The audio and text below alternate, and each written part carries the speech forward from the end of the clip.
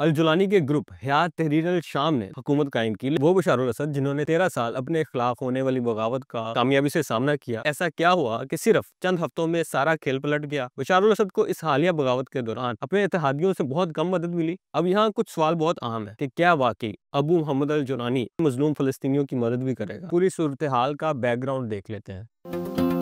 बिस्मिल्लाहिर्रहमानिर्रहीम। अस्सलाम वालेकुम। नाम फ़हीम अहमद। वो बशार अल असद जिन्होंने तकरीबन 13 साल अपने खिलाफ होने वाली बगावत का कामयाबी से सामना किया। ऐसा क्या हुआ कि चंद हफ्तों में ही इक़्तिदार खो बैठे। इस हवाले से बात करेंगे और आपको अगले चंद मिनट्स में सारी सूरत हाल अच्छी तरह समझ आ जाएगी। लेकिन पहले चंद मिनट्स में बशार अल असद और इस पूरी सूरत हाल का बैकग्राउंड देख लेते हैं। बशार अल असद 11 सितंबर 1965 को पैदा हुए। एनालिस्ट के मुताबिक ना इनका ये प्लान था कि वो हुकूमत करेंगे और ना ही इनके वालिद हाफिजुल असद का ये प्लान था कि बशार अल असद को एक दिन शाम का हुक्मरान बनाया जाएगा, क्योंकि इस वक्त इस मकसद के लिए इनके भाई की ग्रूमिंग हो रही थी। इसी वजह से बशार अल असद को आज़ादी थी कि वो खुलकर अपनी ज़िंदगी गुजार सकें। बशार अल असद ने मेडिकल की तालीम हासिल की और आंखों के स्पेशलिस्ट डॉक्टर बने, लेकिन फिर एक हादसे ने इनके लिए सब कुछ बदल दिया। 1994 में इनके बड़े भाई बासिल की एक हादसे में मौत हो गई। इसके बाद बशार अल असद को बरतानिया से वापस बुलाकर फौज में शामिल किया गया और 1999 में वो कर्नल के ओहदे तक पहुंच गए। 2000 में वालिद की वफात के बाद फौज, सिक्योरिटी फोर्सेस और बास पार्टी के वफादारों ने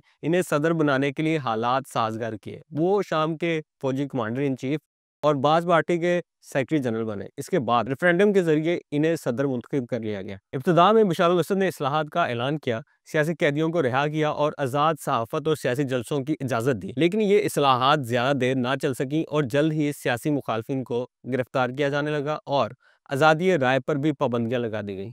बशार अल असद की सियासी ज़िंदगी का जो सबसे अहम फैसला था वो ये था कि उन्होंने अपनी खारजा पॉलिसी में इसराइल के खिलाफ सख्त मौक़िफ़ अपनाया और गुलान की पहाड़ियों की वापसी का मुतालबा किया। 2003 में उन्होंने अमेरिका की इराक जंग की मुखालफत की, जो इनकी खित्ते में मकबूलियत का सबब बनी, लेकिन अमेरिका से इनके इख्तिलाफात शुरू हो गए और ताल्लुकात ख़राब हो गए। 2005 में लिबनान के वज़ीर आज़म रफ़ीक हरीरी के कत्ल के बाद आलमी दबाव के तहत शाम ने लिबनान से अपनी फ़ौजें वापस बुला लीं, जहाँ वो कई सालों से तैनात थीं।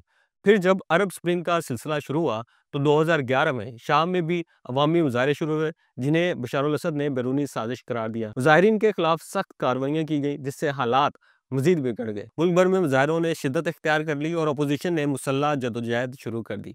2012 तक खाना जंगी अरूज पर पहुंच गई। बागियों ने कई इलाकों पर कब्जा कर लिया और आलमी बरादरी ने अपोजिशन को शामी अवाम की नुमाइंदा तंजीम के तौर पर तस्लीम कर लिया। इसी दौरान शाम तबाही का शिकार हो गया, क्योंकि वो खाना जंगी का शिकार था। 2015 के बाद रूस और ईरान ने हालात को बशार अल असद के हक में बदलने में अहम किरदार अदा किया। इन दोनों ममालिक ने बागियों और जहादियों को कई इलाकों में शिकस्त देने के लिए शाम की हुकूमती अफवाज की मदद की। 2015 में एक ऐसा वक्त भी आया था जब शामी हुकूमत को मुसलसल कई शिकस्तों का सामना करना पड़ा, यहाँ तक कि इदलिब समेत कई शहरों पर बागियों का कब्जा हो गया और मशरकी हिस्से पर दाइश काबिज हो गई। रूसी सदर व्लादिमीर पुतिन ने बशार अल असद को बचाने के लिए एक बड़ी फिजाई कार्रवाई का हुक्म दिया और ये जंग बशार अल असद के हक में मुड़ गई। लेकिन अब इस साल ऐसा क्या हुआ कि सिर्फ चंद हफ्तों में सारा खेल पलट गया। और ये खेल पलटा कैसे, इसको समझने के लिए पहले जान लेते हैं कि जिस ग्रुप ने अब शाम के इक़्तिदार पर कब्जा किया है वो क्या है और इसका लीडर कौन है। इस ग्रुप का लीडर है अबू मोहम्मद अल जुलानी, जिनका असल नाम अहमद हुसैन है। ये एक पुरस्राज शख्सियत है। 2001 में अमरीकी इक़दामात के बाद वो शिद्दत पसंदी की तरफ माइल हुए। उन्होंने मेडिकल की तालीम के दौरान 2003 में इराक पर अमरीकी हमले के बाद अलकायदा में शमूलियत इख्तियार की और अबू मसअब अल ज़रकावी के एक करीबी साथी बन गए। लेकिन 2006 में अल ज़रकावी की मौत के बाद लिबनान मुंतकिल होकर जंदुल शाम नामी ग्रुप की तरबियत की।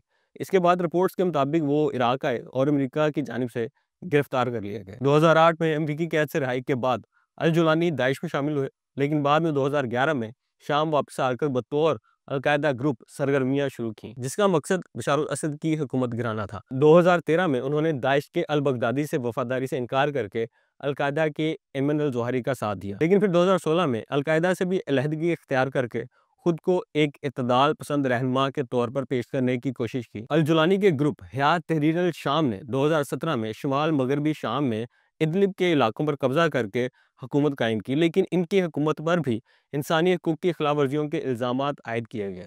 लेकिन अब उन्होंने शाम पर कब्जा कर लिया है। अब इस सवाल की जानिब आते हैं कि ऐसा क्या हुआ कि बगावत के 13 साल बाद तक खुद को बचाने के बाद बशार अल असद सिर्फ चंद हफ्ते में इक़्तिदार खो बैठे। इसके लिए आपको खित्ते की सिचुएशन समझनी होगी। बशार अल असद को इस हालिया बगावत के दौरान अपने इत्तेहादियों से बहुत कम मदद मिली। रूस यूक्रेन में फंसा हुआ है, लिबनान से हिजबुल्लाह, जिसने एक मौका पर रिपोर्ट्स के मुताबिक हजारों जंगजुओं को बशार अल असद की मदद के लिए भेजा था, इसराइल के साथ जंग की वजह से ऐसा नहीं कर सकी। इसी तरह ईरान भी इसराइल के साथ जंगी कैफियत और इत्तेहादियों को खोने के बाद चैलेंजेस का सामना कर रहा है। इन्हीं सारी वजूहात की वजह से बशार अल असद को इस बार इत्तेहादियों से बहुत ज़्यादा मदद नहीं मिली। यहाँ तक कि कुछ दिन पहले सऊदी अरब, रूस, मिस्र, तुर्की और ईरान समेत 8 आम ममालिक के वज़राए ख़ारजा की मीटिंग के बाद जो बयान आया था, वो भी बशार अल असद के लिए कुछ ज़्यादा हौसला अफजा नहीं था। बयान में किसी ग्रुप की वाज़ेह हमायत की बजाय शाम के बुरहान के सियासी हल की बात की गई थी, और अब शाम से बाकायदा ऐलान सामने आ गया है कि बशार अल असद की हुकूमत ख़त्म कर दी गई है, और अभी इस हवाले से मुतज़ाद इत्तलात हैं